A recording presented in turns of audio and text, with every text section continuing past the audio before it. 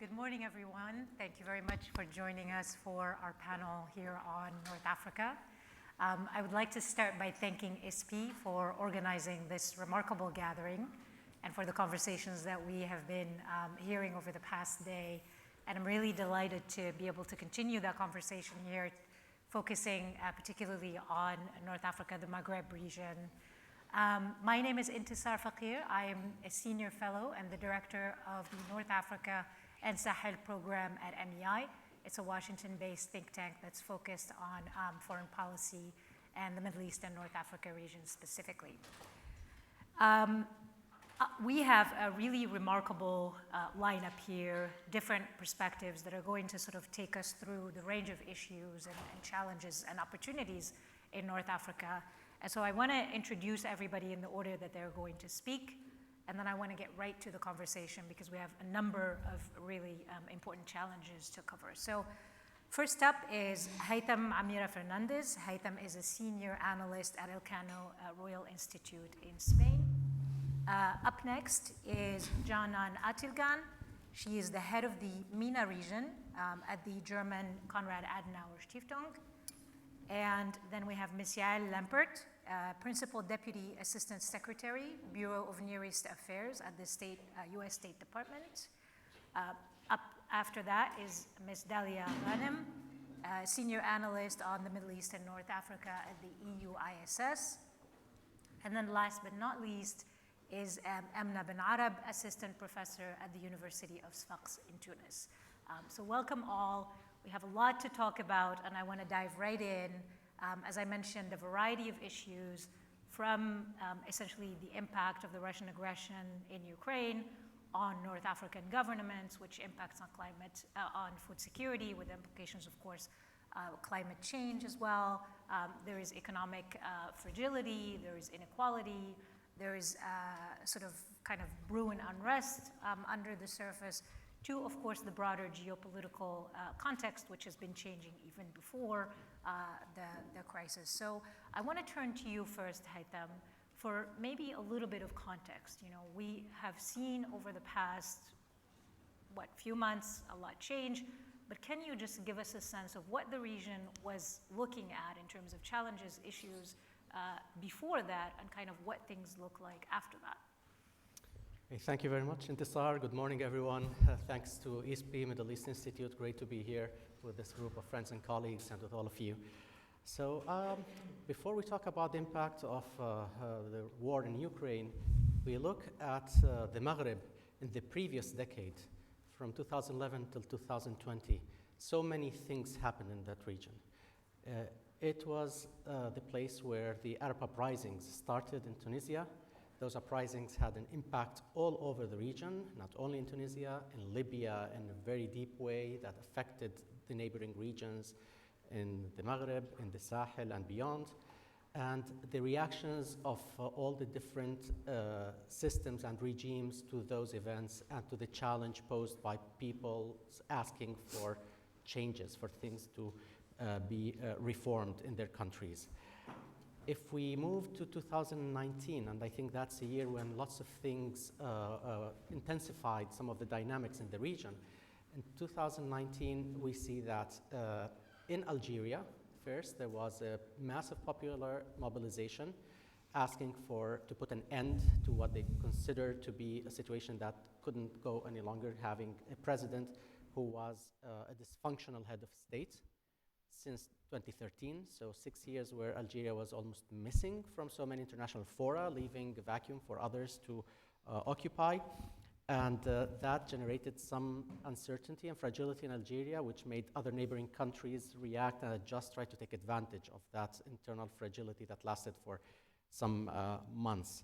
In Tunisia, which was the only country that where a democratic system emerged from the Arab uprisings with a democratic constitution, with a peaceful alternation in power, which is something that it's not the most normal thing in the region anyway.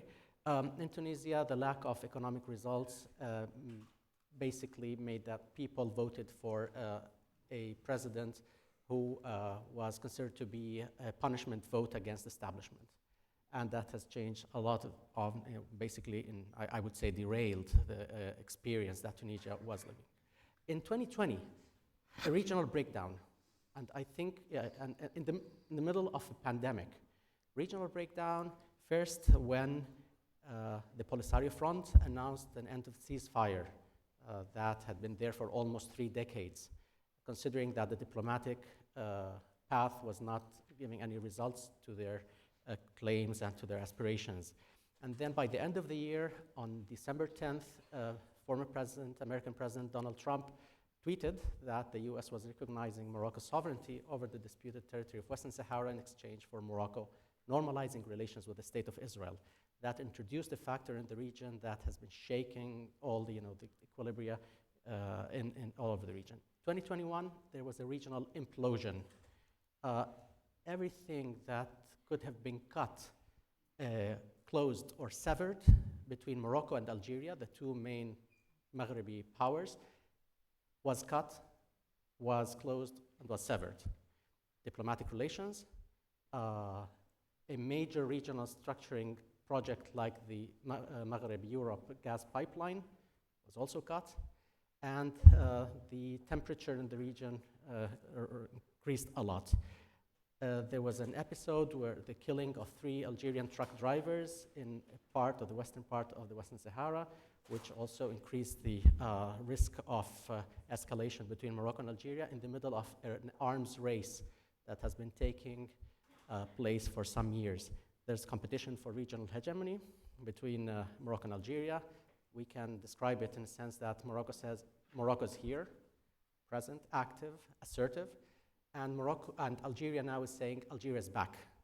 Algeria has to be present and to be have an influence in events in not only in its neighborhood but beyond. Domestic conditions were worsening for many in the region as a result also of the pandemic and all the impact that had. As I said, the Israel factor has been a transformative factor that has increased the likelihood of tensions and problems and conflict, and the projects for regional integration in the region came to an end. The so-called or the dormant Arab-Maghreb Union that was launched in 1989 was basically not existent, at least de facto. So all that has put North Africa in a situation that just was aggravated with the Russian invasion of Ukraine. Great. Let me just follow up with you very quickly on the point about the Western Sahara conflict. You had said that sort of normalization has increased the potential for instability. Do you have a sense of what, how do things, in terms of that conflict particularly, how do you feel they're going to play out over the next few years? Do you have a sense? Okay, that's not an easy question, obviously, but so the conflict can be seen both as the source of tensions between Morocco and Algeria, Algeria being the country, the main supporter of the Polisario Front in their claim for a self-determination process for the territory that used to be a Spanish colony, the Spanish Sahara. But it can also be a manifestation or an outcome of very different regimes that have been for decades looking at one another in a way with distrust and with a competition with very strong sense of sovereignty. So the idea of creating something more regional, broader, integrating the region and taking advantage of the opportunities and the complementarities has not been present really, except for part of the 1980s. What happened in the mid of 1980s? There was a massive social and economic breakdown, in part because of the oil bust in Algeria. So the hydrocarbons, the state was no longer capable to provide and to be, perform its rentier role. And in Morocco as well, remember the bread riots. So that made both regimes understand that they needed to encapsulate the conflict and try to do something together at a time when Spain and Portugal were joining the European community. So the idea of building a bloc, a regional bloc in the Maghreb, it lasted for very few years. When each country perceives a vulnerability in the neighboring country, things change. When Morocco sensed that there was a vulnerability in Algeria in the 90s during the bloody decade, the civil war, the way it behaved changed, and also vice versa. And the problem is if there is a lack of understanding that the region needs solutions to common and shared problems that not only emanate from within the region, that respond to a global context, economic, the pandemic, health issues, climate. I mean, each country cannot solve the climate problems individually. And if these countries do not understand that sovereignty, when moving beyond the very strict state-centric sovereignty can help solve these problems, otherwise I'm afraid that this conflict will continue, despite the fact that each one considers that he or she, each country is in a very strong position trying to impose a solution on the others and get as many international recognitions or support. That is not solving the conflict.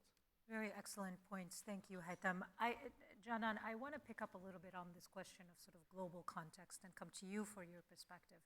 One of the points that increasingly comes up in conversations about North Africa is the idea that sort of multipolarity in the global context is increasingly also playing out in North Africa and driving competition between sort of different external actors. You have an interesting perspective on the region. How do you even see that playing out, and how do you see that playing out? Yeah, so I mean, obviously the countries of the Maghreb have taken very different paths over the last years with regard to their political systems, economic models, and also foreign policy choices. So insofar, we have seen a further de-regionalization of the Maghreb. But still, there are few trends, I would say, that are of strategic dimension to understand the geopolitics in the Maghreb. So just let me bring up 3 points that are, from my perspective, the most important and interesting ones.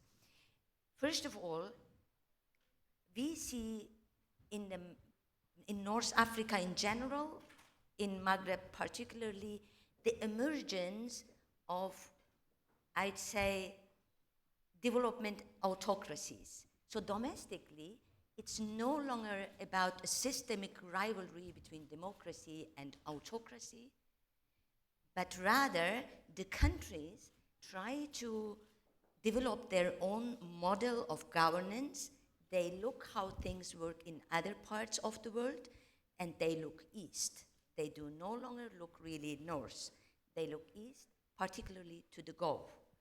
And I think Morocco is, again, an interesting example with the development strategy that it launched, a detailed plan, and it made it very clear that it's going to reflect in its foreign policy decisions the goals that it wants to see pursued. So we will see the domestic situation playing out in the foreign policy sphere. So that brings me to my second point. We see a much more independent and much more self-confident foreign policies from these countries. At the same time, because in the wake of the Ukraine war, we've seen that these countries feel a great discomfort with the idea of a new Cold War, of a new global polarization, because such an order harms and would harm their security needs, their needs in food and finances, and in other issues. So they have all, including Algeria, which I found surprising, resisted in calls to vote in a certain way with regard to the Ukraine, to the Russian aggression, and they resisted also to join in of the condemnation of the other. So I think this non-alignment policy is the trend that we're gonna see and watch over the next years to come. Linked to that is the diversification of their relations. There is an urge to diversify, like the one in Europe, right? I mean, they want to reduce dependencies, they want to open their markets to others, they don't want to put all the eggs in one basket because they understood in such a polarized world order, you have to play very carefully. So I think this is this is a new trend that we've been seeing in the Maghreb region. Now on geopolitical rivalry. So I'm not sure that we are seeing a geopolitical competition of great powers in the Maghreb in classical terms. So, I mean, we will be listening also to Yael, but I'd say for the US, Maghreb has never been of primary interest. It was more a periphery of something. Europe has been turning away. I mean, there is a weakening attention toward Maghreb as region. China is the only country that has this grand strategy, but again, Maghreb is not at the heart of this strategy. It is, again, a periphery.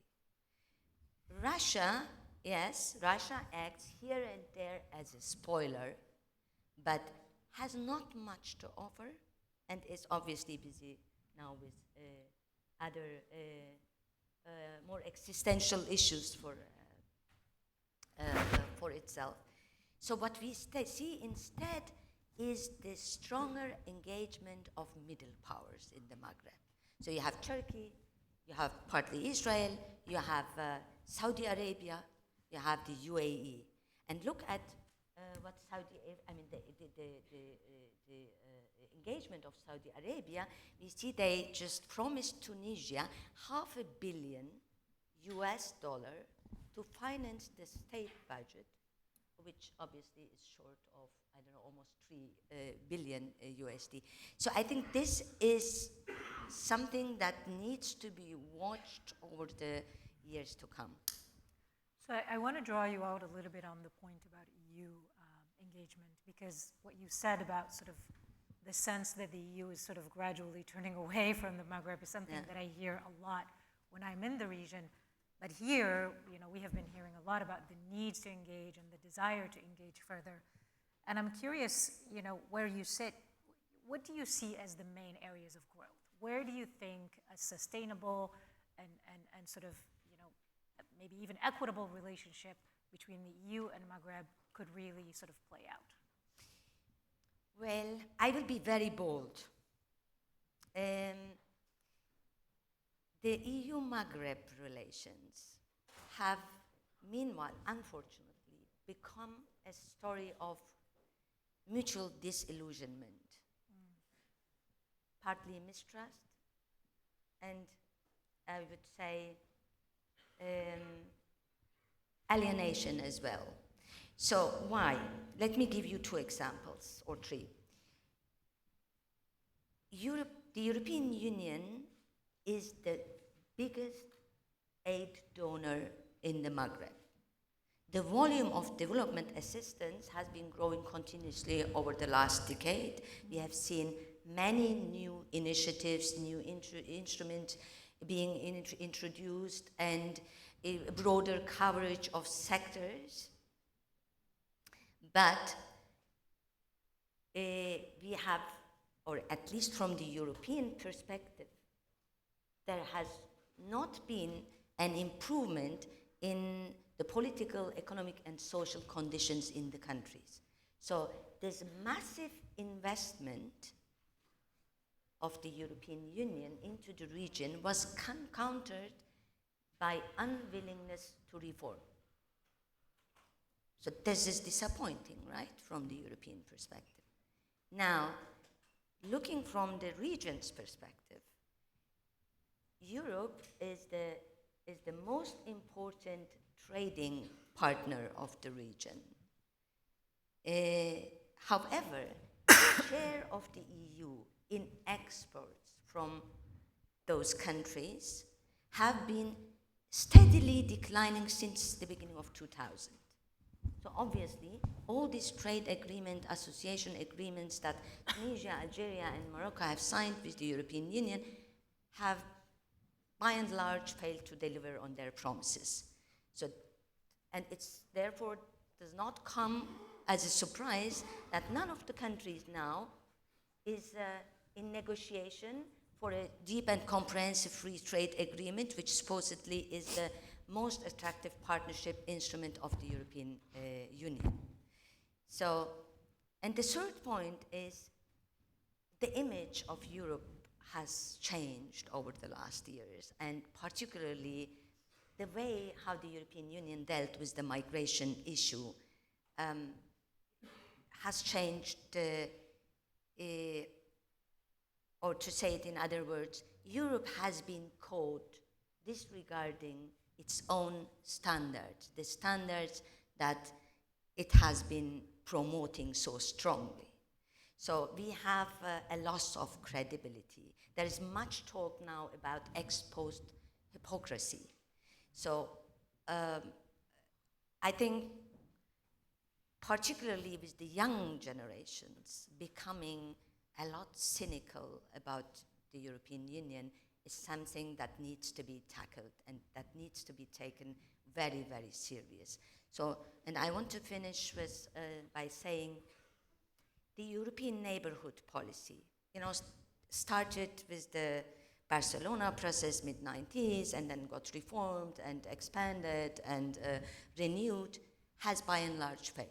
I mean, we have to acknowledge this fact in order to come up with a new policy approach. But I do not see the European Union in a hurry to come up with a new strategy, with a new narrative for the region. Europe is now, for the time being, too much busy with its own problems. Europe is in the course of positioning itself in this new world order, and therefore, unfortunately, I don't see the Maghreb getting more attention than it has now. Okay, thanks for that. Yeah, I want to shift gears a little bit and come to you for sort of a U.S. perspective on what we've been talking about in terms of developments, both sort of internal, domestic, and also geopolitical. How do you see the region, and where do you see the region today? Thank you, Intisar. It's a real honor to be here, and I thank MEI and I thank our Italian partners for hosting this really important series of dialogues over the past few days. And as I believe they say in Rome, when it comes to the substance that we're discussing today, tutto a posto e niente in ordine. In many ways, North Africa is really still grappling with the unresolved demands that contributed to the popular uprisings like the so-called Arab Spring. And at the same time, as we've already heard addressed, the region is on the front lines of many of the core security and economic consequences of Russia's brutal invasion of Ukraine and destabilizing activities, as well as the pandemic and the climate crisis. The challenges are obviously quite profound, and throughout, U.S. interests in North Africa and our commitment to our partnerships there remain steadfast. And through our discussion today, I hope to address some of these profound challenges and talk about what the U.S. together with our partners are doing and some initiatives that we're undertaking to help address and mitigate these challenges. And I'll start with the consequences of Russia's unprovoked war on Ukraine, which continues to reverberate throughout the region, with North African countries facing substantial pressures on energy supplies and the soaring cost of living. Russian actions have also directly contributed to the worsening of the region's existing security challenges, and nowhere is this more evident than in Libya, where years of military conflict and a string of interim governments present an ongoing threat to stability. Although the October 2020 ceasefire largely still continues to hold, Russia's Wagner forces, by their very presence, continue to undermine Libyan sovereignty and security. The U.S.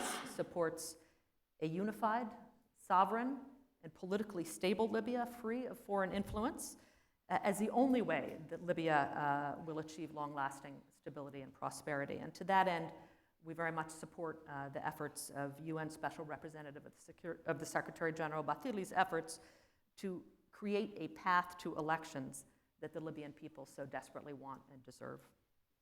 I would note that U.S. security partnerships are not only key to countering the impacts of Russia's destabilizing activities, but in contributing to stability throughout the region. Our decades-long cooperation with Morocco is an important contributor to regional stability. Egypt is a vital partner in confronting some of the region's toughest issues, and for decades, our close defense partnership there has helped to ensure the free flow of international commerce through the Suez Canal and counter terrorist threats.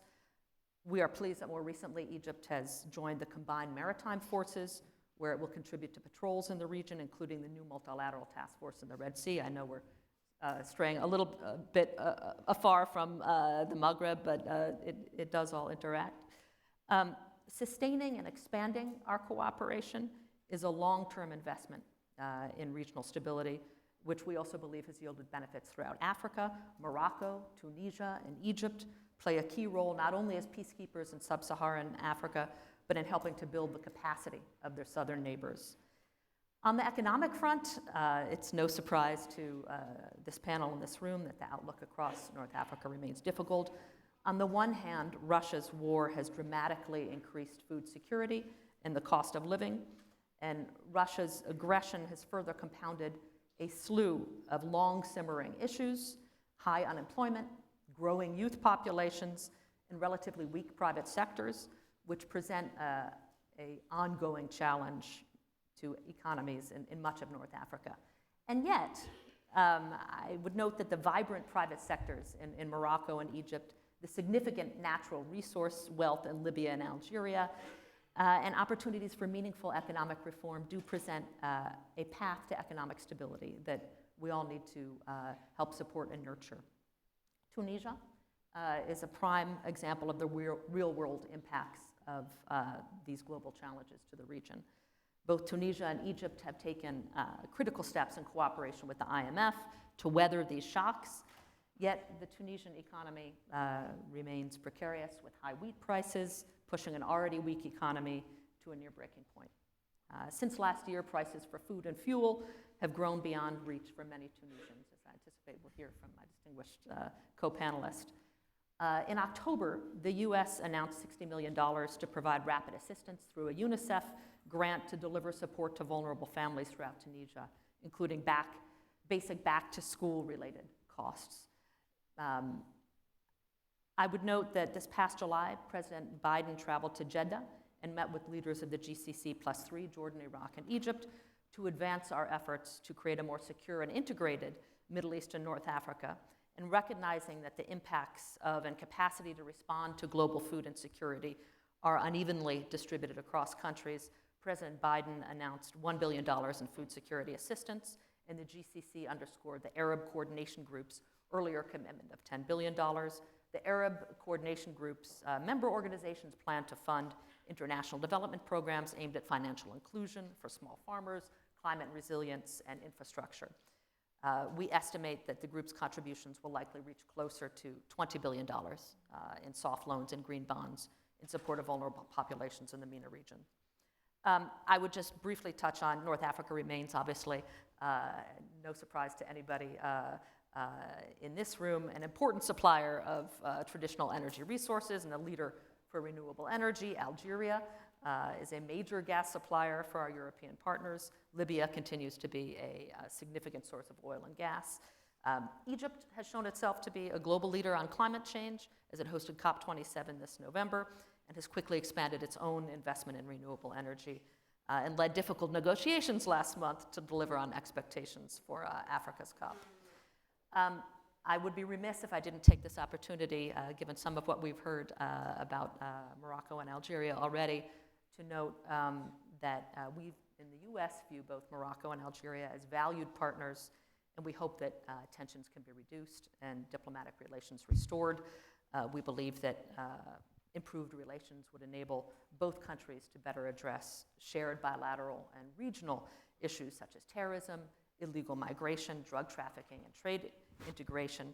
And on Western Sahara, the United States is focused on supporting a credible UN political process led by distinguished personal envoy of the UN Secretary General, Staffan de Mistura, that will lead to an enduring and dignified resolution of the conflict. We are fully engaged diplomatically together with our international partners in support of Staffan's efforts. Just very briefly, I know we're short on time. I would note, because there was a brief comment about regional integration, that promoting greater integration in one of the world's least integrated regions remains at the core of U.S. interests there.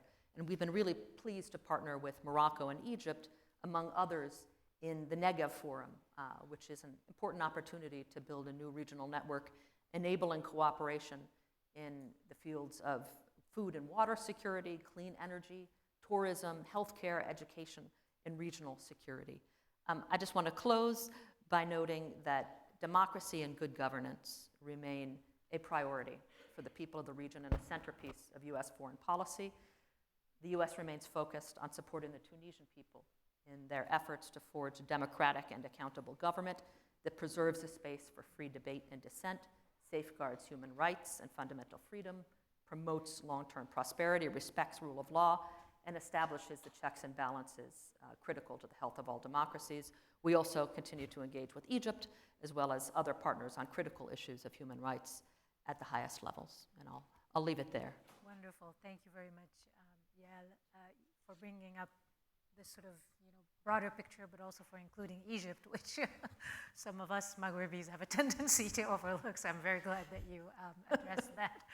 I want to maybe give you the opportunity, if there's anything else that you want to add about sort of some of the areas where the U.S. has really been active. You mentioned food security. You mentioned climate. Is there more that you would want to say about that? Thank you for the opportunity. I would actually like to, and I will try and be brief because I want to leave space for my other panelists, but there's a lot that the U.S. is doing, both on food security and on climate in the region, so I'll just quickly run through it. Starting with the premise that the backdrop of the food security challenge that we face is what we call the 3 Cs: conflict, COVID, and climate. And again, hearkening back to what I've already mentioned about Russia's invasion of Ukraine has directly destabilized the global supply chains for both food and fertilizer.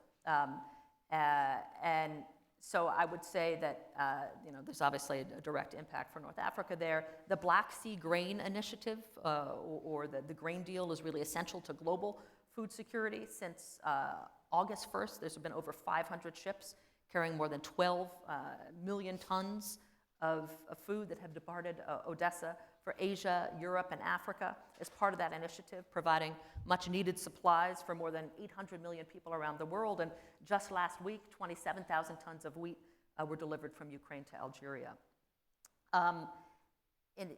While economic growth in some parts of North Africa has increased prosperity for many, the compounding threats of these 3 Cs persist. And we focused on several lines of effort, and I don't want to miss mentioning what we've tried to do in terms of addressing the challenge of COVID. The U.S. has donated 36.8 million COVID vaccine doses through COVAX since the beginning of the pandemic to several North African countries affected by the current food crisis. And we're going to continue to work with our partners, with the EU, with the UK, alongside the G7 and other international partners, to continue to meet these urgent humanitarian needs. On the climate crisis, which I think is really, really important to address and sometimes is overlooked in discussions about the region, which is a mistake because we really think it's the most significant long-term challenge facing the region. The Middle East is warming at 0.5 degrees Celsius per decade, twice the global average, and climate-related migration has significant implications for international security and geopolitics. And the region, to include North Africa, is already experiencing some of the worst impacts of climate change, persistent drought being one of them. So I just want to note that the U.S. has developed a climate engagement strategy for the region with 5 goals, including to work with partner countries to raise their climate ambitions, to support climate adaptation and resilience, to help advance the energy transition, to scale up investments in climate actions, and to increase public support for climate action. And coming out of COP27, we will continue to partner with the region on climate mitigation and adaptation, particularly around clean energy initiatives. The US, Germany, and Egypt committed over $250 million, which will unlock $10 billion, hopefully, in commercial investment to accelerate Egypt's transition to a clean energy economy. There's quite a bit more that I could go into, but I'm mindful of time, so I'm just going to leave it there. Great, thank you very much, Yael. For our next two speakers, for you, Dalia, and for Emna, I want to delve a little bit deeper into sort of the situation in Algeria and in Tunisia. So I want to give you guys a chance. And Dalia, I want to maybe start with you. Algeria has been one of those countries that's found a lot of opportunity in the past few months in terms of higher income from sort of energy sales because of the Ukraine crisis. And I'm curious to hear from you, how do you see this sort of this huge inflow of cash? How do you see that impacting domestic situation? If you remember, the conversation about Algeria in 2020 was very different. The conversation about the sort of government's economic well-being was a very different one. And I'm very curious from your research and your perspective, how do you see the situation playing out domestically? Mm-hmm. Thank you, Intisar. Yes, the war in Ukraine offered Algeria a lot of energy-related opportunities. The war started in February 22nd.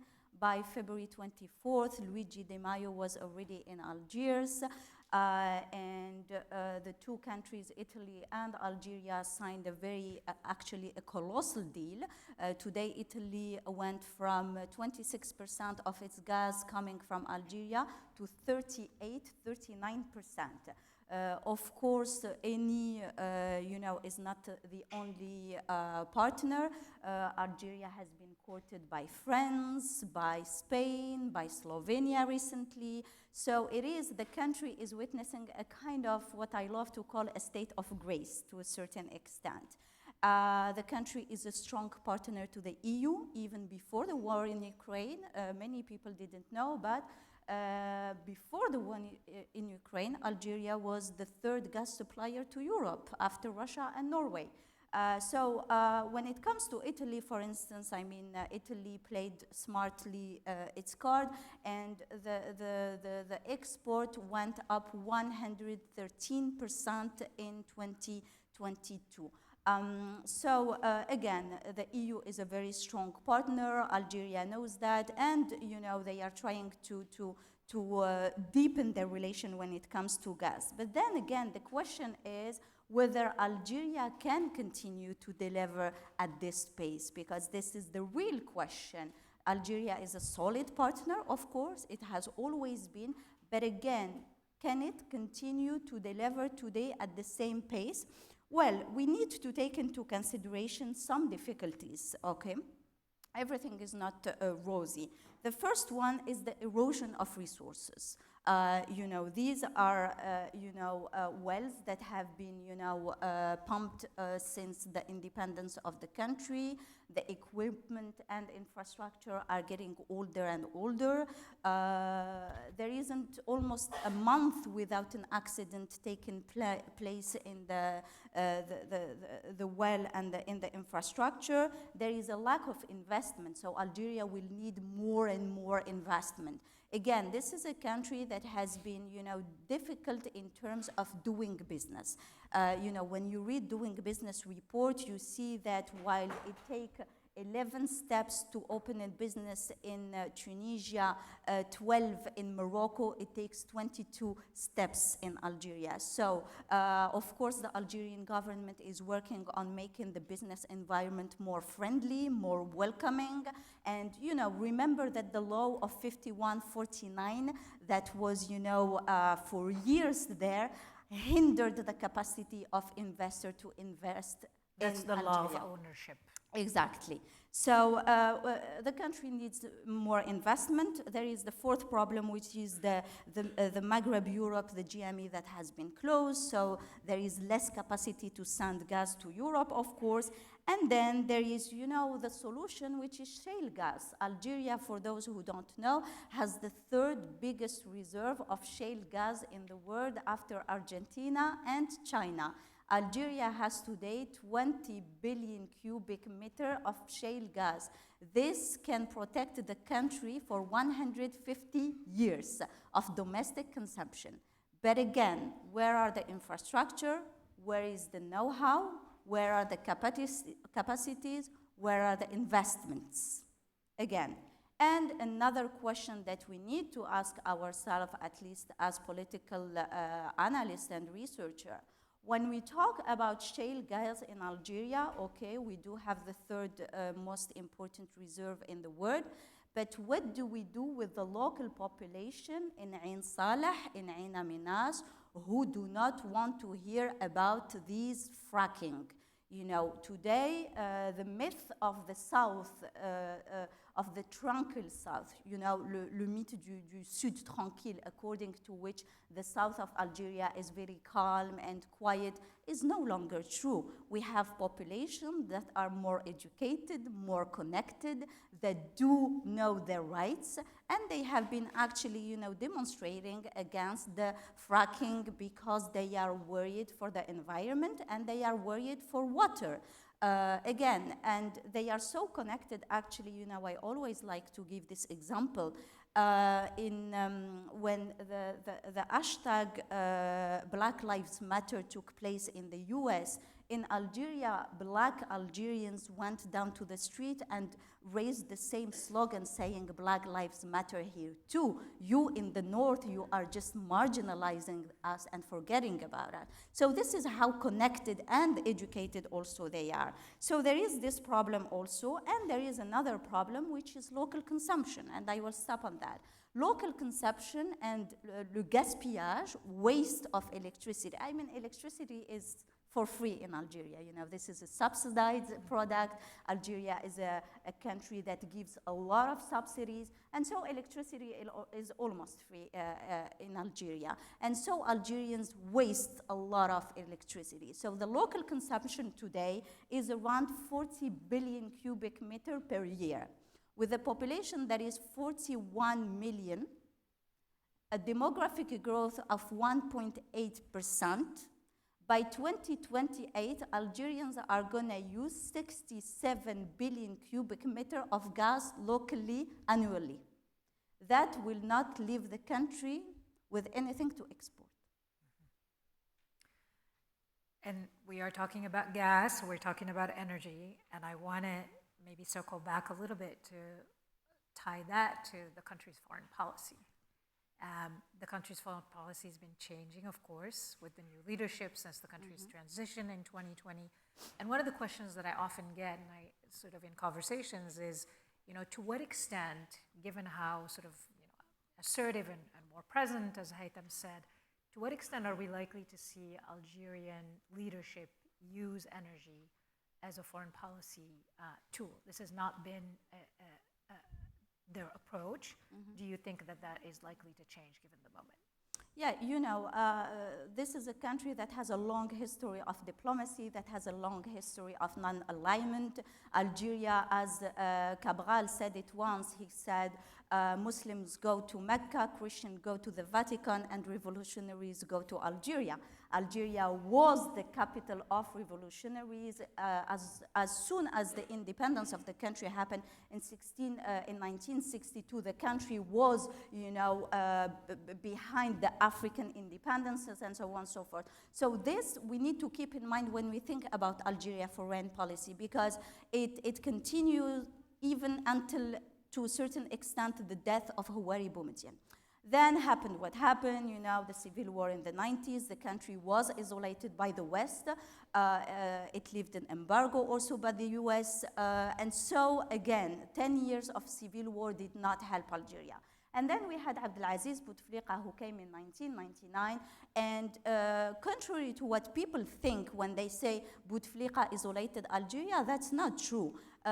Algeria was isolated after Bouteflika had his strike in 2013. But when Bouteflika came into power, actually, he made Algeria come back on the regional arena to the extent that his opponents back then, he was traveling so much that his opponent called him Sissi l'impératrice, because he was traveling all over the world to bring back Algeria to the international and regional arena. So again, what happened is from 2013 onwards, it's true that Algeria backpedaled. It was no longer present in the regional arena. Morocco, the neighbor, was already having this very assertive foreign diplomacy. So Algeria lost ground in a way. But we've seen recently when the government has been able to deal with its domestic problems, notably the Hirak, that it regained confidence, and President Abdelmadjid Tebboune has been, doing several events in order to bring back Algeria in the scene. One of them, for instance, and we haven't talked a lot about it, was the organization of the Med Games. The Med Games were the second time in 47 years that Algeria didn't host them. So it hosted them, 3,000 athletes came to Algeria, representing 26 Mediterranean countries, and that was Algeria saying, we are back. The last step was the summit of the Arab League. Algeria was able not only to organize it, but also to have 2/3 of leaders, high representative coming, and only 5 small delegation. So again, this is a country that wants to come back, that is trying to come back on the African arena too. Don't forget that Algeria has been, mediating, for instance, in Mali since the 90s, when the Tuareg, between the Tuareg and the central government. So I think there is today an awakening call. We need to come back. We have the capacity to come back. This is what Algerian leaders said to themselves. And there is also a desire to come back on the African arena. Algeria feels African above all, and there is a desire to invest also in Africa and to help also African countries. Let us not forget that Algeria actually called off the death of many African countries this year. Okay, great. That's a perfect segue into Tunisia, I think. But before we talk about Tunisian foreign policy, which I want to get to, hopefully, I want to go back and talk a little bit about just the economic situation, the sheer scope of the economic situation and the impact that that's had on citizens. I'm curious, Amna, to what extent do you think an IMF deal is going to provide some kind of relief for Tunisians? Right. Thank you, Intisar. So, like most countries of the region, the shockwaves of Russia's war on Ukraine are clearly felt in Tunisia. The war exacerbated an already volatile situation. Tunisians were already grappling with the fallouts of the pandemic when the war broke out, and it involved their food and energy security. So, as you all know, Tunisia relies heavily on wheat imports from both Russia and Ukraine. It imports more than 50% of its wheat from both countries, and as a result of the war, wheat prices are the highest in more than a decade.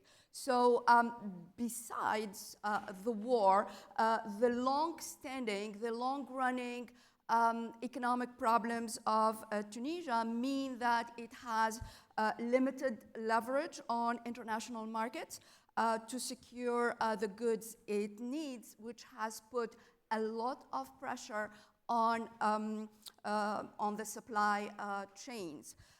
Also, the war caused trade deficit to widen. It caused inflation to rise. The annual inflation rate in Tunisia increased for the 13th consecutive month in October to reach 9.2%, which is the highest in more than 3 decades.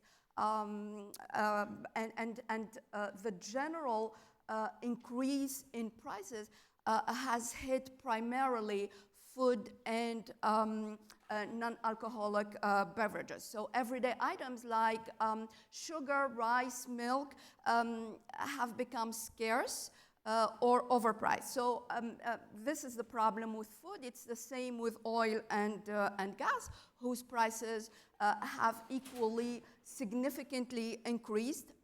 The Tunisian government, which subsidizes fuel, planned its 2022 budget around an oil price of $75 a barrel, but with the war in Ukraine, starting from February, the price of the barrel exceeded $100, and the government was forced to raise fuel prices by 3% on a monthly basis.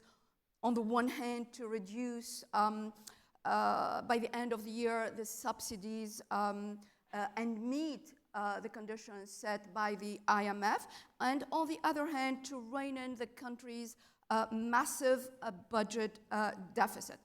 But this exacerbated the squeeze on consumer incomes. Tunisians are indeed feeling the impact of the whole situation on their daily life. The fear of hunger is leading households to a rush on stockpiling all sorts of staples, and this is making the cycle of food shortage even more acute. So there is a real concern, and it is not implausible, that this environment of economic hardship and the government's inability to address this situation properly could lead to another eruption of social unrest, and this time it could be devastating. And here, let me say something. This whole thing is not caused by the war. It was exacerbated by it. The fragility of the food system is not new, and at the core of this fragility is the failure to put in place a more efficient and sustainable agricultural and food policies, and also to address the impact of the increased impact of water scarcity and climate change. So this is a very difficult situation, and the this dire situation is fueling migration. Actually, the wave of irregular migration of Tunisians is unprecedented. Until today, we have almost 14,000 Tunisians who reached the shores of Italy, 2,000 of whom are minors. This whole thing is almost turning the country into a human trafficking port. And this is a barometer of the country's socioeconomic malaise. And there's something which is important is, for the first time, we detect a shift in the profile of irregular migrants. Today we have students, we have teachers, we have people from other white-collar jobs. So this is a very, I'm going to stop here, okay? So this is a very, very difficult situation that shows as I said, the socioeconomic malaise in the country. Okay, great. We are right on time. We have about 40 seconds, and I want to use that time to thank you all so much for joining us on this panel. I really appreciate your perspectives, and thank you guys. Thank you. Thank you. Thank you.